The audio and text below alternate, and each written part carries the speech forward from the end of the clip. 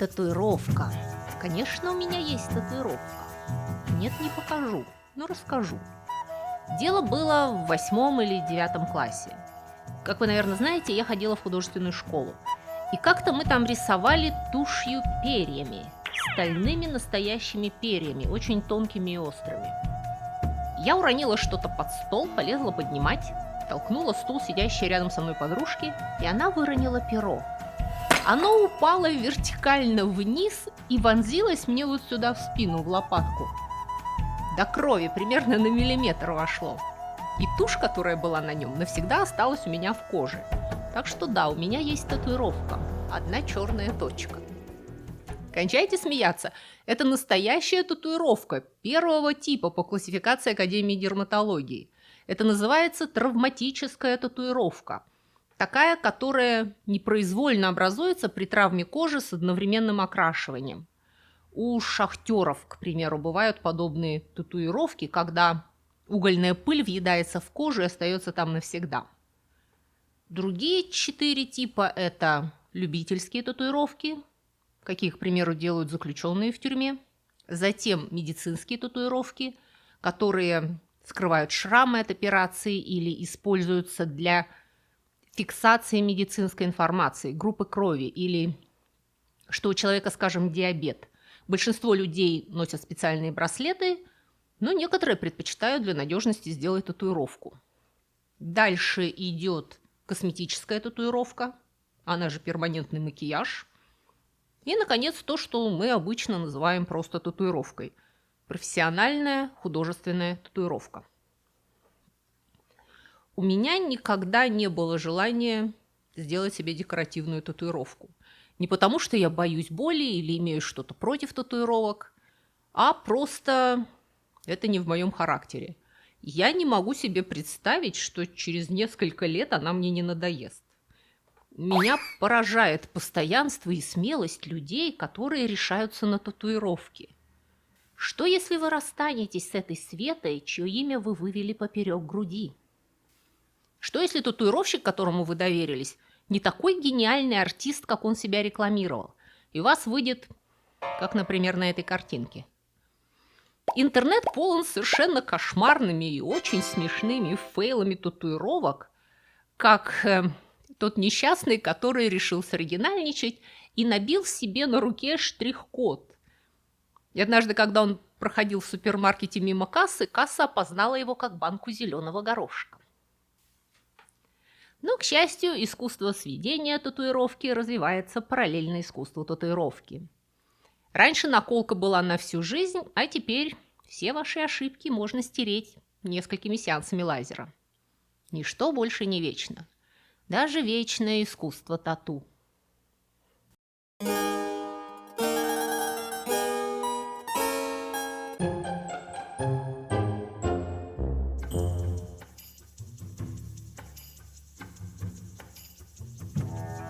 Вообще искусство татуировки очень древнее. Но только недавно к нему стали относиться терпимо в так называемых развитых странах. Да и то пока что не во всех. Когда я в молодости работала в магазине одежды, у нас еще было правило никаких видимых татуировок на продавцах. Мы продавали офисную одежду, и начальство считало необходимым держать тон. Сейчас, должно быть, все изменилось. Премьер-министр Канады Джастин Трюдо красуется со здоровенным орлом в стиле индейцев Хайда на плече. Если в прошлом веке женщина с татуировкой могла вам встретиться только в колонии особого режима, то сейчас вы повсюду встречаете зажигательных хозяек малых бизнесов с руками, полностью покрытыми разноцветными картинками, как у какого-нибудь якудзы.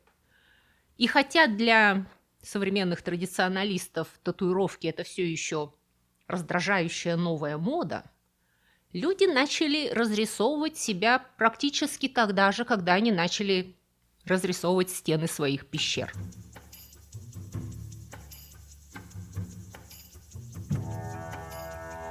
В 1996 году в Альпах нашли естественную мумию человека медного века, которого прозвали Эцци. Так вот, на теле Эцци обнаружена 61 татуировка, сделанная сажей. Функция этих точек и линий, идущих вдоль его позвоночника, а также вокруг рук и ног, до сих пор дискутируется. Навряд ли они были декоративными и весьма вероятно имели какую-то функцию в магических ритуалах сохранения здоровья. К сожалению, татуировки не уберегли Эци от стрелы с каменным наконечником, застрявшим у него в плече.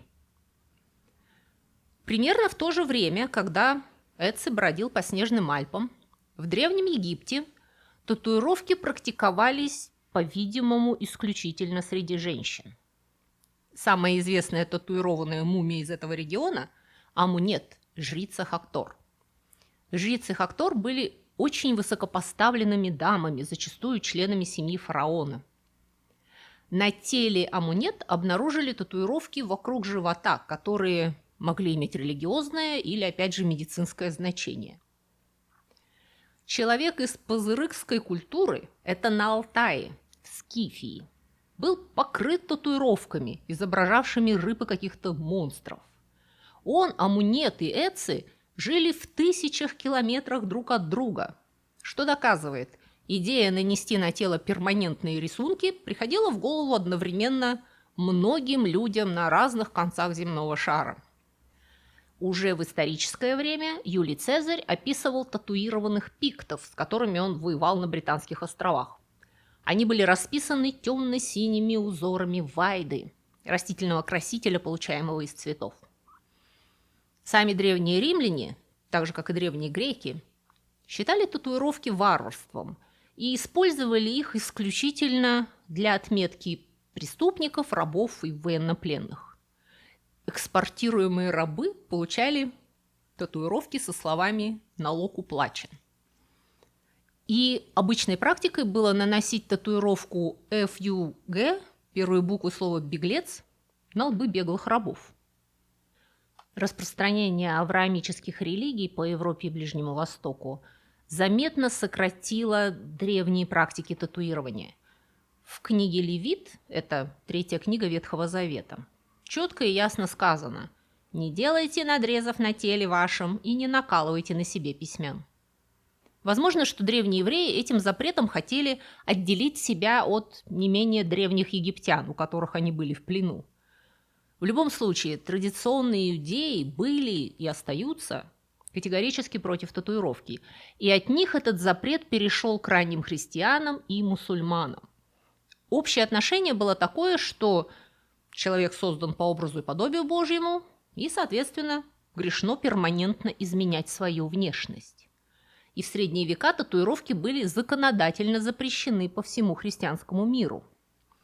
А в Северной Африке древняя традиция татуировать лица и руки у арабов-бедуинов и у берберов практически отмерла с распространением там ислама. Интересно, что копты – древнейшая христианская этнорелигиозная группа, живущая в Египте и Судане, а также католики в Боснии и Герцеговине накалывали себе на руках кресты, чтобы отделиться от окружающих их мусульман и, возможно, предотвратить обращение в ислам. В то же время мусульманки Северной Африки, а также женщины Индии разработали практику использования натуральных красителей, хны в первую очередь, для создания временных татуировок, доказывая, что запретить женщинам украшать себя не по силам никакой религии.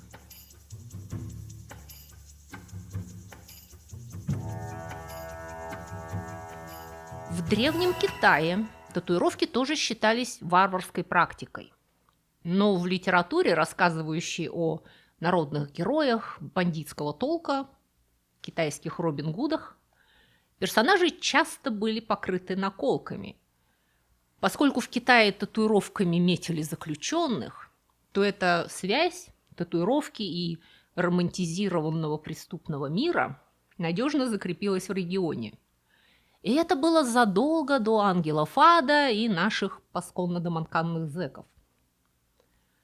Разумеется, говоря о бандитах и их наколках, нельзя обойти вниманием Японию. Иридзуми – татуировка в японском стиле, а в Японии просто татуировка. Восходит, по крайней мере, к эпохе дзюмон, когда японцы еще были охотниками и собирателями, и приезжие гораздо более цивилизованные китайцы описывали японских мужчин как растатуированных варваров. Айны, коренной народ Северной Японии, известен своими традициями экстремальной татуировки. Женщины делали татуировки краской индиго на руках, предплечьях, и особенно заметной была татуировка вокруг рта. Она кажется похожей на усы, но, вероятно, предполагалось, что она делает рот женщины похожей на рот священной змеи. В остальной же Японии настоящее увлечение декоративными татуировками началось в период Эдо в XVII веке. Иридзуми развилась в изысканную форму искусства, которую мы знаем сейчас. Иридзуми изначально были связаны с культурой укиё, призрачного мира, о котором я подробно рассказывала в ролике о Хокусае. Это был мир маргинальной городской культуры, связанной с гейшами, театром кабуки, борцами сумо и, конечно, бандитами за все это платившими – якудза. Татуировка и ксилография развивались параллельно, были связаны тематически, и для них использовали те же самые инструменты и тот же самый тип чернил. Когда правительство Мэйдзи полностью запретило татуировки как пережиток варварства, это еще сильнее поляризовало культуру приличных людей и мир укиё. Растатуированный человек уже не мог просто реабилитироваться и снова войти в нормальное законопослушное общество. Он навсегда оставался маргиналом. Татуировки якудза стали ярким примером контркультуры, символом сопротивлению власти и верности традициям. Бандиты начали гордиться своими обширными татуировками, и настоящие якудза становились покрыты картинками от запястья до щиколоток. Татуировки не только метили их принадлежность к клану, но и гарантировали верность. У них не было пути назад. При этом на юге Тихого океана, в Полинезии, обширные татуировки никогда не были связаны с криминалом, а оставались частью общей национальной идентичности. Само современное слово «татуировка», «тату» происходит из Полинезии. Это заимствование из самоанского слова «татау», происходящего от слова, обозначавшего кость крыла летучей лисицы, используемую в качестве инструмента для накалывания тату. Большинство народов Полинезии, это острова и архипелаги очень большой части юга Тихого океана, имеют древнюю традицию татуировки, имевшей огромное культурное значение. Люди, живущие на Самоа, на острове Пасхи, Маркизских островах, на Гавайях, на Таити, а также в Новой Зеландии, украшали себя геометрическими узорами, иногда покрывавшими большую часть тела и очень впечатлявшими прибывающих на острова европейцев. Первыми европейцами, увидевшими острова Самоа и их жителей, были команды 3 голландских кораблей, добравшихся до них в 1722 году. Член экипажа описывал туземцев такими словами: «Они не раскрашиваются, как туземцы некоторых других островов, но на нижней части тела носят искусно сотканные шелковые колготки или бриджи до колен». Поскольку голландцы не рискнули сойти на берег и наблюдали туземцев издали в подзорную трубу, то они не поняли, что на них не шелковые узорные леггинсы, а их ноги полностью покрыты татуировками. Для татуировки использовалось множество инструментов, изготовленных из самых разнообразных материалов. К примеру, для игл татуировального гребня могли использоваться заостренные кости, клыки кабана, панцирь черепахи. По ним стучали молотком, точнее длинной палкой, из центрального стержня пальмового листа. Окраска делалась из сажи специальных орехов. Процедура была крайне болезненной, а риск смерти от инфекции был весьма вероятным. Но отказаться от татуировки означало получить ярлык труса. И мальчики-подростки должны были героически вытерпеть боль, продемонстрировать, что они достойны стать лидерами своего народа. Ты просто молодчинка. Он скоро закончит. Уже почти.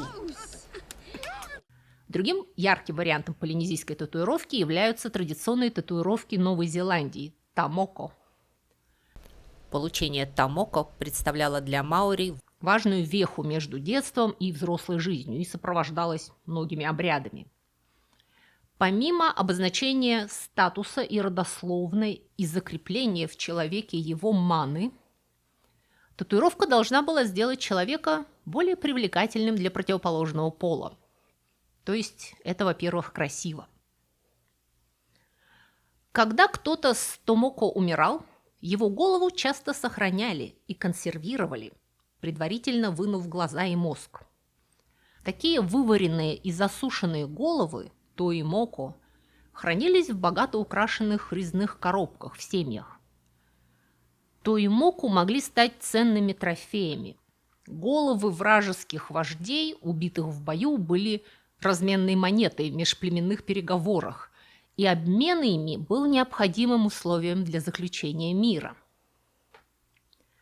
Когда до Новой Зеландии добрались европейцы, они начали покупать тоимоко у местных, чтобы потом продать или выставить эти страшные диковинки в Европе. Увлечение раскрашенными головами начало расти и вылилось в то, что новозеландцы, воинственные по своей натуре, начали совершать набеги на своих соседей исключительно для того, чтобы получить больше голов для обмена. А обменивали они их на мушкеты, что в свою очередь давало им огромное преимущество в межплеменных войнах. Началась эпоха так называемых мушкетных войн. В течение первых десятилетий XIX века маори потеряли огромный процент своего населения. Некоторые племена были полностью уничтожены. В 30-х годах спрос на огнестрельное оружие снизился, поскольку каждая выжившая группа маори была уже полностью вооружена. Но охота за головами настолько ослабила коренное население Новой Зеландии, что острова стали легкой добычей для британских колонизаторов.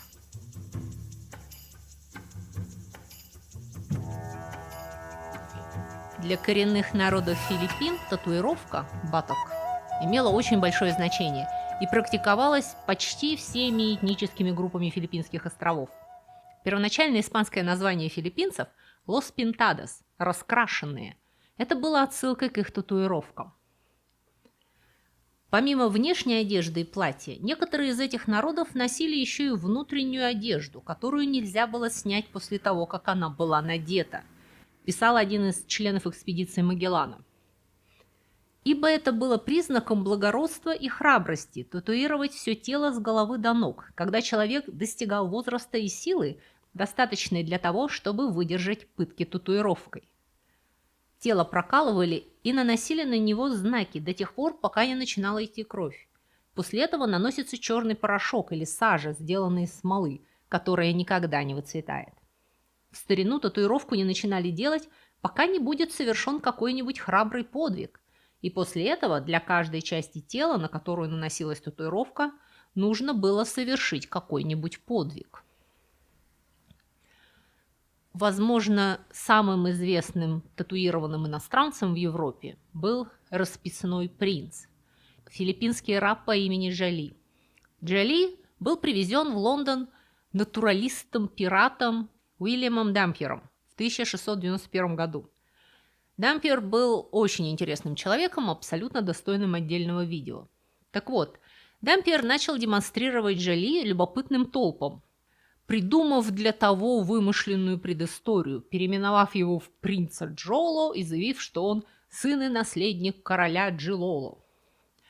Дампьер утверждал, что принц потерпел кораблекрушение, после чего был схвачен и продан в рабство, откуда Дампьер его выкупил.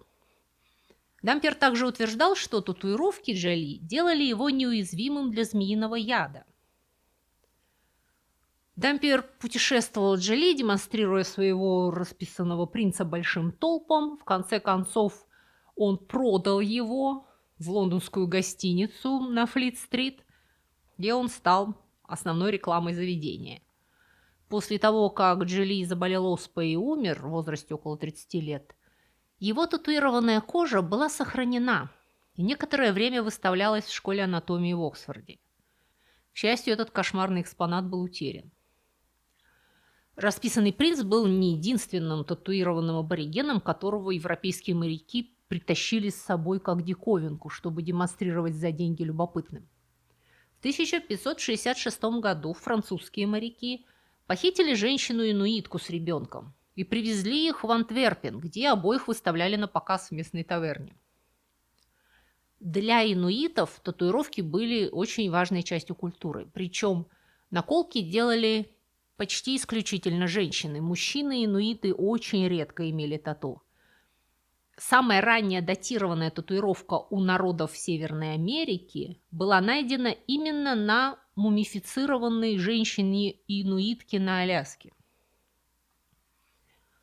Инуитки наносили татуировки на руки, грудь, бедра и на лицо. Они символизировали переход девочки в статус взрослой женщины. Татуировки выполнялись женщинами старшего возраста, имевшими репутацию хороших вышивальщиц, потому что техника татуировок у инуитов серьезно отличается от привычной нам. Рисунки выполнялись с помощью сухожилий карибу, из которых делалась нитка, которая вымачивалась в смеси тюленевого жира и пигмента, после чего с помощью иголки эта нить протягивалась под кожей. Пигмент с нее смазывался и оставался под кожей в виде линии. Вся поверхность потом стерилизовалась смесью мочи и сажи. Согласно легендам, инуитским женщинам, у которых не было татуировок на руках, богиня Седне отказывала в доступе к загробной жизни, а женщины, у которых не было татуировок на лице, отправлялись в землю удрученных, где они проводили вечность, свисая вниз головой с дымом, выходящим изо рта. Интересная такая вариация ада. Многие другие коренные народы Северной Америки тоже имели свои варианты традиционных татуировок. Татуировка плотно связана с традицией инициации через духовный квест у индейцев, когда мальчики-подростки отправлялись в какую-то дикую местность, где они на несколько дней постились и пытались вступить в контакт со своим маниту, тотемным животным или духом природы.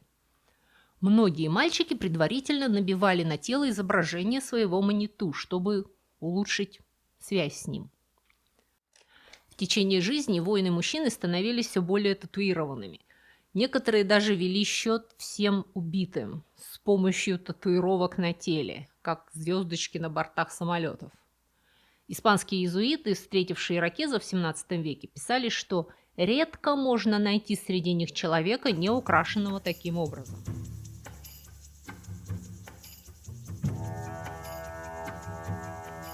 К тому времени, когда европейские моряки и торговцы впервые увидели растатуированных дикарей в других частях света, традиция татуировки в Европе практически сошла на нет. Только маргиналы и моряки продолжали делать себе наколки.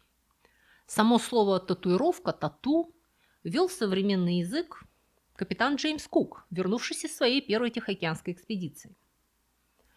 В июле 1769 года, во время остановки на Таити, Кук запишет в своем судовом журнале: «Оба пола раскрашивают свои тела. Тату, как это называется на их языке. Это делается путем втравления черного цвета под кожу, таким образом, чтобы он был несмываемым. Поскольку это болезненная операция, особенно татуировка ягодиц, она выполняется только один раз в жизни». Из экспедиции капитан Кук привез с собой татуированного таитянина, которого он представил королю Георгу. И многие из людей Кука, от матросов до ботаника экспедиции сэра Джозефа Бэнкса, вернулись домой с живописными экзотическими татуировками. И с тех пор моряки начинают с энтузиазмом фиксировать на себе памятные вехи своей карьеры. Все эти корабли, русалки и якоря, во время штилей и простоев в портах, нанесенные сажей и порохом, стали своеобразным моряцким словарем. Якорь означал, что этот человек пересек Атлантический океан, черепаховый панцирь, что он достиг экватора, а ласточка, что он преодолел 5000 морских миль. Татуировки также служили морякам защитными талисманами и стали важной частью пышного дремучего сада морских суеверий. Наколка свиньи на одной ноге и петуха на другой должны были спасти моряка от утопания, поскольку оба эти животные избегают воды.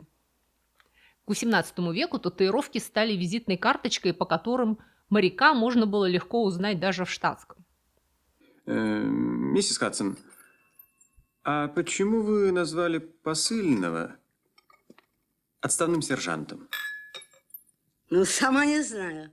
У него на руке рисунок «Синий якорь». Татуировка. Совершенно верно. Совершенно верно. Татуировка, стал быть, моряк. Морские татуировки были не только предметом профессиональной гордости и личного хвастовства, но и имели весьма практический смысл. К примеру, они помогали опознать тело утопшего. Вообще похоже, что именно моряки начали широко употреблять татуировки для идентификации личности. В те годы, когда фотографий еще не было, или почти не было, и для описания человека в документах использовались очень общие слова, описание татуировки могло однозначно опознать владельца документа. В так называемом сертификате защиты, так назывались американские моряцкие документы аж до середины 20 века, выданном 4 ноября 1808 года в Филадельфии Чарльзу Дэвису, Дэвис описан как гражданин Соединенных Штатов и уроженец штата Вирджиния. Ему было 23 года, рост 5 футов 4 дюйма, темные волосы, карие глаза, широкий нос, круглый подбородок, лицо с оспинками, круглый шрам над левым коленом и один на левой брови.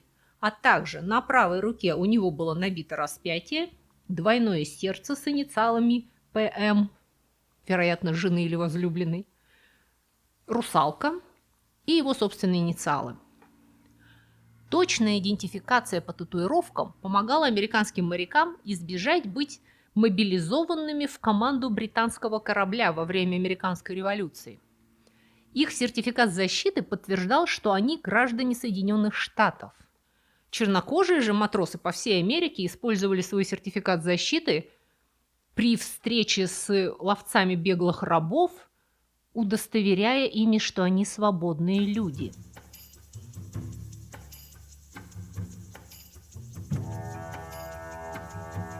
Среди белых женщин в XIX веке татуировки были чрезвычайно редки, и татуированные дамы оставались частью цирковой и балаганной культуры.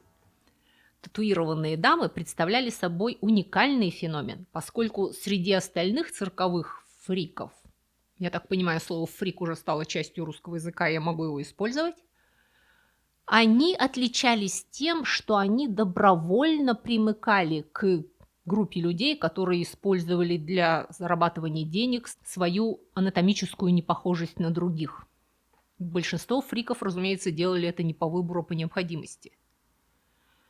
Олив Отман, девушка с татуировкой на лице, о судьбе которой я рассказывала 2 года назад, получила свое тату, пройдя через череду трагедий и невзгод. И цирковые татуированные дамы, чтобы привлечь публику, сочиняли живописные и абсурдные истории о своих приключениях, включавшие пленение индейцами, кораблекрушения в тропиках, пытки татуировками, злобных туземных вождей, драматические истории избавления от плена. Многие зрители, заплатившие свои 10 центов, чтобы на них посмотреть, прекрасно понимали, что все это байки, но платили за возможность поглазеть на полураздетую женщину. То есть, откровенно говоря, это была форма стриптиза, замаскированная под образовательную лекцию по этнографии. Татуированные дамы стратегически размещали свои наколки таким образом, чтобы они могли скрыть все картинки платьем, когда это было необходимо.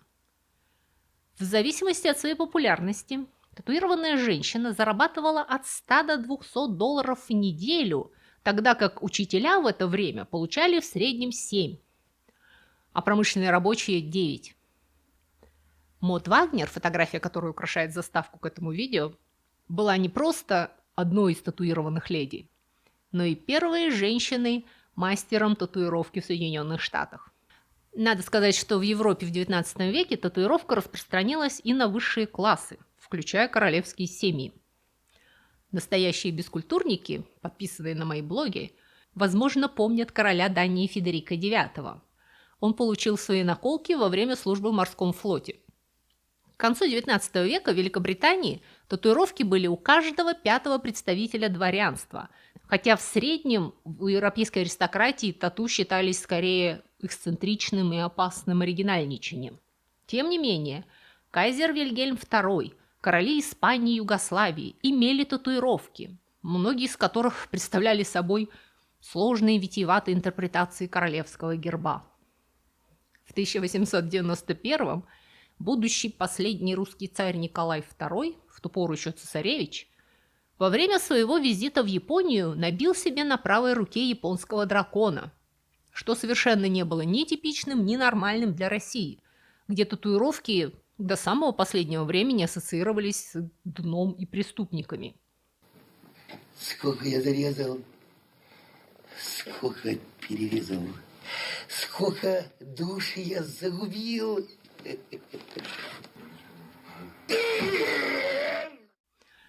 История не сохранила реакции на эту выходку его отца, императора Александра III.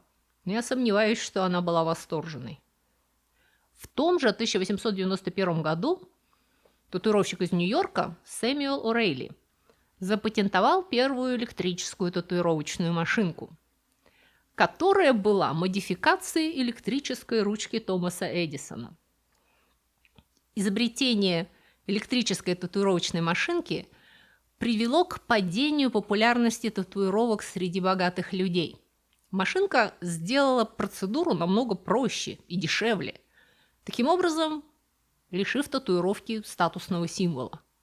На весь 20 век татуировка снова становится меткой маргинальности, тем, что ты получаешь в тюрьме или присоединяясь к банде. Это был знак, что тебе нечего терять, и поэтому тебя не беспокоит риск подцепить гепатит Б или еще что-нибудь похуже. Однако в последние годы, в значительной степени благодаря эксцентричным знаменитостям, открыто демонстрирующим свои тату, татуировки постепенно приобретают респектабельность. Во Франции месье Сильвен Элейн, выглядящий вот так, работает учителем младшей школы. Несмотря на то, что родители уже жаловались, что он пугает детей и что у них от него кошмары. На что месье, чье интернет погоняло Фрики Худи, отвечает, что если у вас проблемы, водите ребенка в другую школу, а у него с его воспитанниками прекрасные отношения, и вообще детям полезно прививать толерантность к людям, которые выглядят необычно.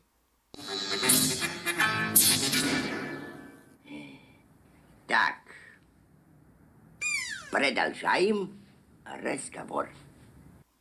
А вы как считаете? У вас самих есть тату? Повлияло ли это хоть раз на вашу карьеру или личные отношения? В положительную сторону повлияло? Делитесь в комментариях. На сегодня у меня все, потому что о татуировке можно рассказывать бесконечно, и мне нужно где-то прерваться. Всего вам доброго, до встречи на следующей неделе.